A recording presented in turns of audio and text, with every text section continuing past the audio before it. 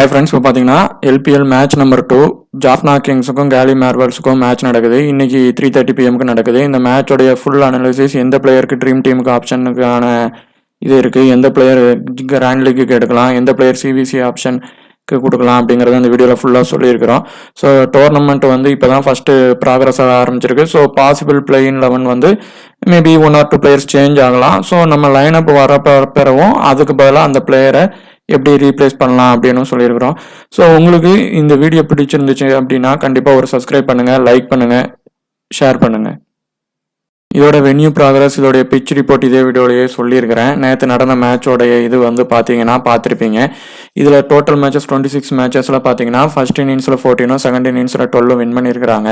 அதே மாதிரி பார்த்தீங்கன்னா பிலோ ஸ்கோர் 150க்கும் 10க்கு கீழே பண்ணியிருக்கிறாங்க. ஸோ இது பேட்டிங் அண்ட் பவுலிங்க்கு நியூட்ரல் ட்ராக் பேலன்ஸ்டு பிச்சான இதில் தான் இருக்குது. ஸோ ஸ்பின் சப்போர்ட் ஆகும்போது செகண்ட் இன்னிங்ஸில் இங்கே சேசின் வந்து கஷ்டப்படுறாங்க. மற்றபடி ஃபாஸ்ட் பவுலிங்க்கு நல்லா இங்கே ஒர்க் ஆகுது. நடந்த மேட்ச்ல பார்த்தீங்கன்னா டிஎஸ் வந்து 179 ரன் வந்து அடிச்சிருந்தாங்க. அதை வந்து ஈஸியாக 17 ஓவர்லேயே வந்து கேஎஃப்எல் வந்து சேஸ் பண்ணிட்டாங்க.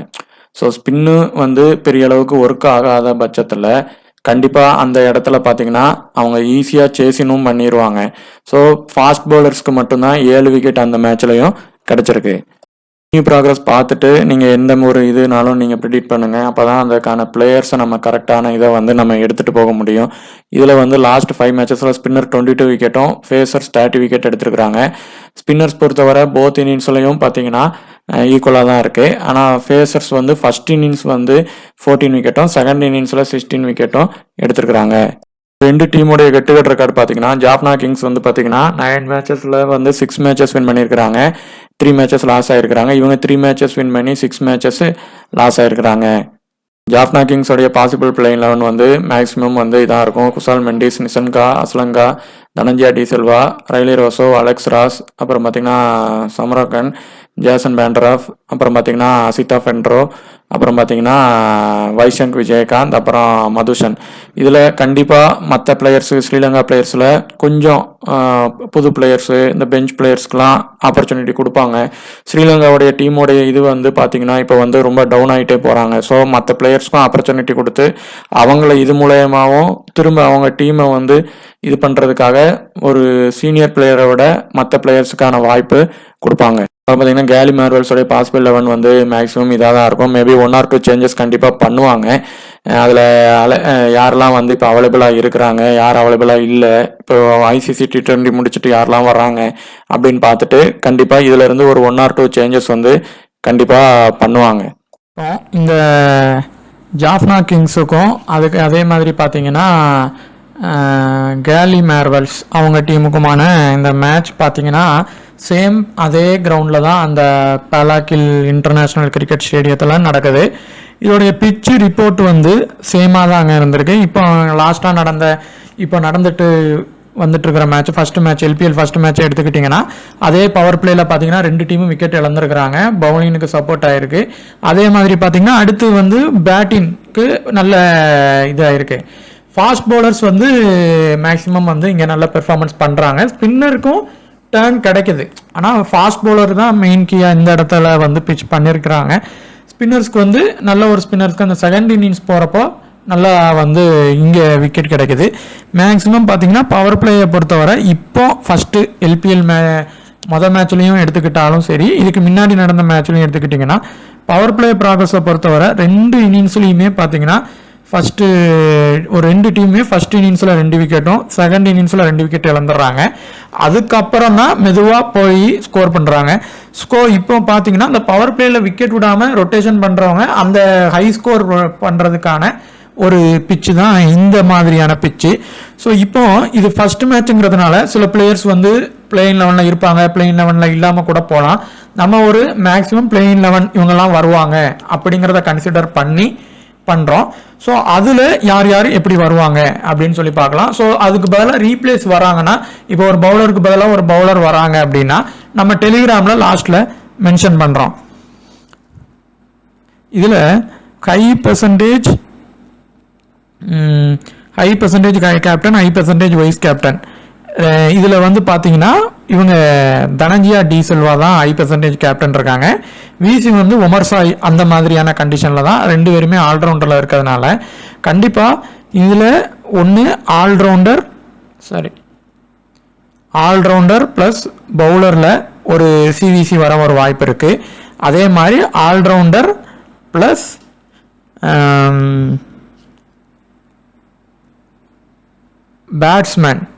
பேட்ஸ்மேனில் ஒரு சின்ன ஒரு வாய்ப்பு இருக்குது.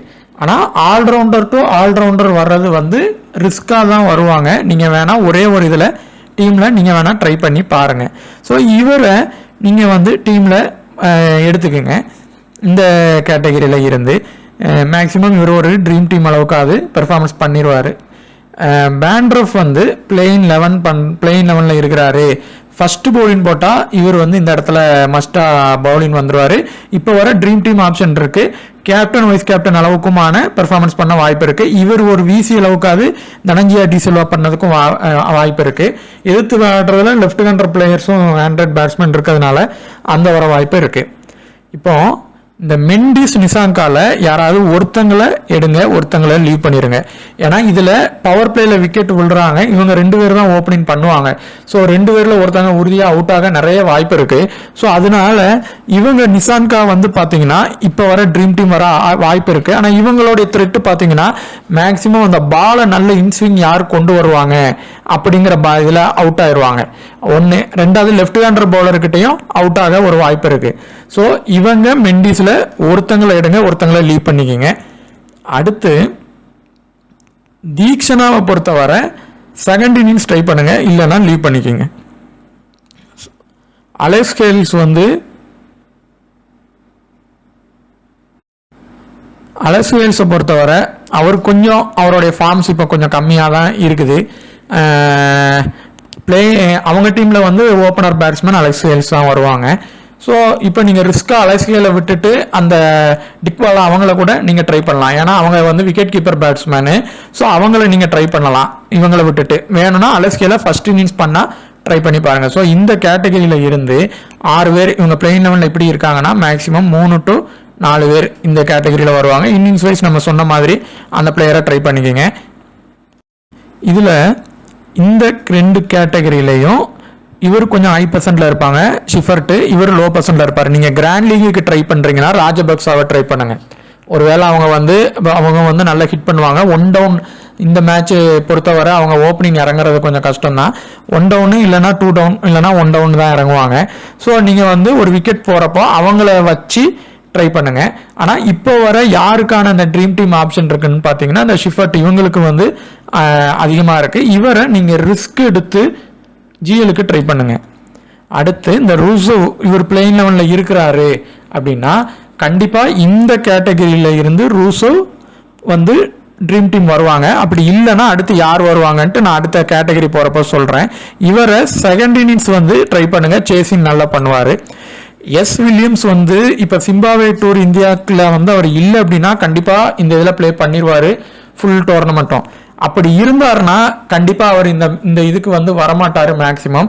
அப்படி வந்தாருன்னா கண்டிப்பாக ஒமர் சாய்க்கு பதிலாக நீங்கள் இந்த கேட்டகரியில் வில்லியம்ஸை ட்ரை பண்ணுங்கள். ஒமர் சாயை வேணால் ரொட்டேஷன் பண்ணி பாருங்கள். ஸோ இதில் 2 to 3 பேர் வருவாங்க. ஃபர்ஸ்ட் இவருக்கு ப்ரிஃபரன்ஸ் பண்ணுங்கள். இவரை செகண்ட் இன்னிங்ஸ்னால் ட்ரை பண்ணுங்கள்.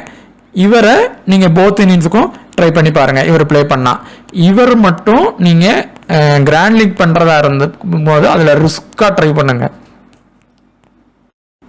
இப்போ ரூசு இல்லைனா அஸ்லங்கா இதில் கண்டிப்பாக ஒருத்தங்க ஆனால் ட்ரீம் டீம் வருவாங்க, ஒருத்தங்க வராமல் கூட போயிடலாம். இவருக்கான டபுள் ஆப்ஷன் இருக்குது. சில டைம் எப்போவாவது பவுலிங் வந்து கொடுப்பாங்க. ஸோ அப்போ அவர் பெர்ஃபார்மன்ஸ் பண்ணால் உண்டு. ஸோ அஸ்லங்காவை வந்து நீங்கள் ஒரு டீமில் வந்து எடுத்துக்கோங்க. ஆனால் ஆல்சோ அஸ்லங்கா ரூசோவில் ஒருத்தங்க ட்ரீம் டீம் வருவாங்க, ஒருத்தங்க வராமல் கூட போகிறதுக்கான வாய்ப்பு நிறைய இருக்குது. அதே மாதிரி விக்கெட் கீப்பர் இதில் மெண்டிஸ்க்கு பதிலாக நீங்கள் டிக்வலா எடுத்துக்கோங்க. லோ பெர்சன்டேஜில் தான் இருப்பார். உங்களுக்கு ஒரு ட்ரீம் டீம் வர அளவுக்கு பெர்ஃபார்மன்ஸ் பண்ண வாய்ப்பு இருக்குது. இவர் மேக்ஸிமம் பார்த்தீங்கன்னா இவரும் அலெக்ஸ் கேல்ஸ் தான் மேக்ஸிமம் இன்னிங்ஸை ஓப்பன் பண்ணுவாங்க. நீங்கள் அலெக்ஸ் கேல்ஸை விட்டுட்டு இவரை நீங்கள் ட்ரை பண்ணி பாருங்க. அலெக்ஸ்கேலை எடுக்கும் போது இவரை லீவ் பண்ணிக்கோங்க. ஏன்னா 2 பேரில் ஒருத்தங்க கண்டிப்பாக அந்த பவர் பிளேக்குள்ள அவுட் ஆகிறதுனால மேக்ஸிமம் இவர் ட்ரீம் டீம் வர ஒரு வாய்ப்பு இருக்குது. அடுத்து ஷம்சிலாம் இன்னும் அந்த நம்ம ஐசிசி T20 முடிஞ்சு அவருக்கு ஒரு இதுக்கப்புறம் தான் இங்கே வந்தால் உண்டு. ஆனால் நூர் அகமது, முஜிபுர் ரஹ்மான்லாம் கண்டிப்பாக ஒருத்தங்க வந்து இதில் வந்துருவாங்க, மேட்ச் ப்ளே பண்ண வருவாங்க. அப்படி வர்றாங்க அப்படின்னா நூர் அகமதை செகண்ட் இன்னிங்ஸ் வந்து ட்ரை பண்ணுங்கள்.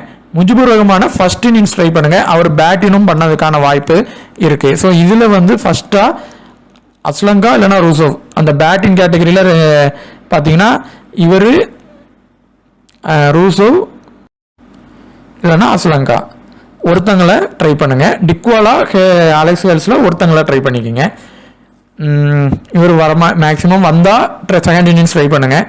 நூர் அகமதை செகண்ட் இன்னிங்ஸ் ட்ரை பண்ணுங்கள். முஜிபுர் ரஹ்மான் இருக்கிறாரு, ப்ளே பண்ணுறாரு, பிளேயிங் 11குள்ளே வராரு அப்படின்னா ஃபர்ஸ்ட் இன்னிங்ஸே ட்ரை பண்ணுங்கள். இவர் வந்து ஒரு சின்ன ஒரு ட்ரம்ப்புக்கு இவர் அடித்தா பார்த்தீங்கன்னா சில டைம் பெருசாக ப்ளே பண்ணுவார் ஃபர்ஸ்ட் இன்னிங்ஸ் பண்ணால். ஸோ ஃபர்ஸ்ட் இன்னிங்ஸ் பண்ணால் நீங்கள் இந்த மாதிரி பிளேயரை வந்து கிராண்ட் லீக்குக்கு வந்து ட்ரை பண்ணுங்கள். ஸ்மால் லீக்குக்கு வந்து ரிஸ்க் எடுக்காதீங்க. ஆனால் கிராண்ட் லீக்குக்கு ட்ரை பண்ணி பாருங்கள். இவர் வந்து 1 டவுன் தான் ப்ளே பண்ணுவார். ஸோ டாப் ஆர்டர் அவுட் ஆகிறாங்க, அதுக்கு அடுத்து இவர் கொஞ்சம் ப்ளே பண்ணுறாருன்னா அந்த பிச்சுக்கு வந்து மேபி அடுத்து இவர் அடிக்கிறதுக்கான வாய்ப்புகள் இருக்கலாம். ஸோ இவரை ட்ரை பண்ணி பாருங்க. ஒருவேளை இவர் தான் ஓப்பனிங் பண்றாரு அப்படின்னா இவரை ரிஸ்கா கூட லீவ் பண்ணிட்டு அடுத்து வரவங்கள ட்ரை பண்ணிக்கோங்க. அடுத்து இந்த ஆல்ரவுண்டர் 3 பேரில் இந்த டி பிரிட்டரியஸ் வந்து பார்த்தீங்கன்னா பிரிட்டரியஸ் வந்து மேக்ஸிமம் டீம் வந்துருவாங்க. பேட்டின் வந்து அதாவது கேப்டன் வைஸ் கேப்டன் அளவுக்கும் பெர்ஃபார்மன்ஸ் பண்ண ஒரு வாய்ப்பு இருக்குது. அவர் வந்து பவுலிங் அண்ட் பேட்டிங் ரெண்டுமே நல்லா பண்ணுவார். இந்த ஆலன் வராரு அப்படின்னா இவரும் அதே மாதிரி தான் பேட்டினும் பண்ணுவார், பவுலிங்கும் பண்ணுவார். செகண்ட் இன்னிங்ஸ் வந்தால் ட்ரை பண்ணிக்கோங்க. இந்த 2 பேரில் ஒருத்தங்களை எடுங்க, ஒருத்தங்களை எடுக்காதீங்க. எல் குமாரானா ஃபர்ஸ்ட் இன்னிங்ஸ் மட்டும் ட்ரை பண்ணுங்க. எல் குமாரா வந்து செகண்ட் இன்னிங்ஸ்னா அவரை லீவ் பண்ணிடுங்க. இப்போ டாப் ஆர்டர் எல்லாமே அவுட் ஆயிட்டாங்க அப்படின்னா கண்டிப்பாக அலெக்ஸ் ராஸை வந்து இப்போ பிளேயிங் லெவலில் இருந்தால் எடுங்க. அவர் நிதானமாக நின்று அந்த டீமுக்கு ரன்னை சேர்ப்பார். அதே மாதிரி இந்த இசட் கான் வந்து பவுலிங் நல்லா போடுவாங்க. கண்டிப்பாக டாப் ஆர்டரில் ஒரு விக்கெட்டு, அதுக்கப்புறம் பவர் பிளேயில் ஒரு விக்கெட் வந்து ஃபர்ஸ்ட் இன்னிங்ஸ் பண்ணாருன்னா எடுத்து ட்ரீம் டீம் வர்றதுக்கான வாய்ப்பு இவருக்கு இந்த கேட்டகரியில் நிறைய இருக்குது. இவரை ரிஸ்காக வேணால் ட்ரை பண்ணி பாருங்கள். பவுலிங் அண்ட் பேட்டிங் ரெண்டுமே பண்ணுவார். கிராண்ட் லீக்குக்கு இந்த மாதிரி பிளேயரை ரிஸ்காக ட்ரை பண்ணி பாருங்கள். கேப்டன் வைஸ் கேப்டன் பார்த்தீங்கன்னா ஜேசன் மேண்ட்ரஃபுக்கு ஃபர்ஸ்ட் இன்னிங்ஸ் ட்ரை பண்ணுங்க. இவருக்கு போத் இன்னிங்ஸும் கொடுங்க, பவுலிங் போட்டு பேட்டிங்கும் பண்ணுவார். ஸோ கேப்டன் வைஸ் கேப்டன் கொடுத்து பாருங்க. மெண்டிஸ், நிசாங்கால ஒருத்தங்களை எடுங்க. ஆனால் நிசாங்கா கேப்டன் வைஸ் கேப்டன் அளவுக்கு பண்ணுவாராங்கிறது ஒரு சின்ன த்ரெட்டு தான். அவருக்கு த்ரெட் இருக்கிறதுனால அவுட் ஆகிறதுக்கு ஒரு வாய்ப்பு இருக்குது. ஸோ ஒருத்தங்களுக்கு கொடுக்குறீங்கன்னா வேணா ட்ரை பண்ணி பாருங்கள். மெண்டிஸுக்கோ இவருக்கோ ட்ரை பண்ணி பாருங்கள். ஆனால் அவங்க கொஞ்சம் ரிஸ்கான இதில் இருக்கிறாங்க. இதில் இந்த பிரிட்டோரியஸ் வந்து நாளைக்கு பிளேயிங் லெவல் விளாடுறாருன்னா மேக்ஸிமம் 4 to 3 ஓவர் போட்டுருவார், பேட்டிங்கும் பண்ணுவார். ஸோ இவர் வந்து ஒரு சிவிசி அளவுக்கான பெர்ஃபார்மன்ஸ் பண்ண வாய்ப்பு இருக்குது. இவர் ஃபர்ஸ்ட் இன்னிங்ஸ் பண்ணால் மட்டும் ஒரு விசி அளவுக்கு ட்ரை பண்ணுங்க. அதே தான் இவரும் ஃபர்ஸ்ட் இன்னிங்ஸ் பண்ணால் ட்ரை பண்ணுங்க. இவரை இந்த ராஜபக்ஷா இவரை வந்து பார்த்தீங்கன்னா கிராண்ட் லீக்குக்கு ரிஸ்காக ஒரு சிவிசி ட்ரை பண்ணி பாருங்கள். ஒரு லெஃப்ட் ஹேண்டர் பேட்ஸ்மேன் இன்னைக்கு இந்த பிச்சில் நல்லா ப்ளே பண்ணுறப்போ ஒருத்தங்க ப்ளே பண்ணுறதுக்கான வாய்ப்பும் இருக்குது. ஸோ அந்த மாதிரி ட்ரை பண்ணி பாருங்கள். இவரும் நல்ல ஒரு ஹிட்டர் தான், நல்லா பண்ண வாய்ப்பு இருக்குது. ரூசோ வந்து செகண்ட் இன்னிங்ஸை பண்ணுறாரு அப்படின்னா கண்டிப்பாக ஒரு விசி கொடுத்து ட்ரை பண்ணி பாருங்கள். இவர் ஃபர்ஸ்ட் இன்னிங்ஸ் பண்ணால் ஒரு விசி ட்ரை பண்ணி பாருங்கள். ஆனால் இதே கேட்டகரியில் இவங்க 2 பேருக்கும் கொடுக்காதீங்க, வரமாட்டாங்க. நம்ம சொல்லியிருக்கிற பிளேயிங் லெவலில் தாண்டியும் some பிளேயர்ஸ் வந்து மேக்ஸிமம் உள்ளே வரலாம். இப்போ ஒரு சீரீஸ் வந்து ஒரு 3 மேட்ச் 4 மேட்ச் போனால் தான் அவங்களோட மெயின் பிளேயர் யாரை அவங்க டீமில் வச்சிருக்கிறாங்க அப்படின்னு தெரியும். இந்த மாதிரி சீரீஸில் பார்த்தீங்கன்னா அவங்க வந்து பார்த்தீங்கன்னா கொஞ்சம் மற்ற பிளேயர்ஸுக்கும் வாய்ப்பு கொடுப்பாங்க. அவங்க ஸ்ரீலங்கா இப்போ டீம் வந்து அவங்களுடைய பெர்ஃபார்மன்ஸ் வந்து ரொம்ப லோவாக போனதுனால மற்ற பிளேயர்ஸுக்கெல்லாம் வாய்ப்பை கொடுத்து இது மூலயமா அவங்களுடைய இன்னும் கொஞ்சம் பிளேயர்ஸோடைய டேலண்ட்ஸை வந்து வளர்க்க பார்ப்பாங்க. ஸோ அதனால அவங்க மற்ற பிளேயர்ஸுக்கும் வாய்ப்பு கொடுப்பாங்க, மெயின் பிளேயர்ஸை மட்டுமே எடுத்துகிட்டு போக மாட்டாங்க. ஸோ அதனால அந்த பிளேயிங் 11 வந்த பிறகு இதில் ஏதாவது சேஞ்ச் ஆகிடுச்சுன்னா கண்டிப்பாக நம்ம மென்ஷன் பண்ணலாம். 50% கீழே கண்டிப்பாக ஒரு 4 to 5 பேர் ட்ரை பண்ணுங்கள்.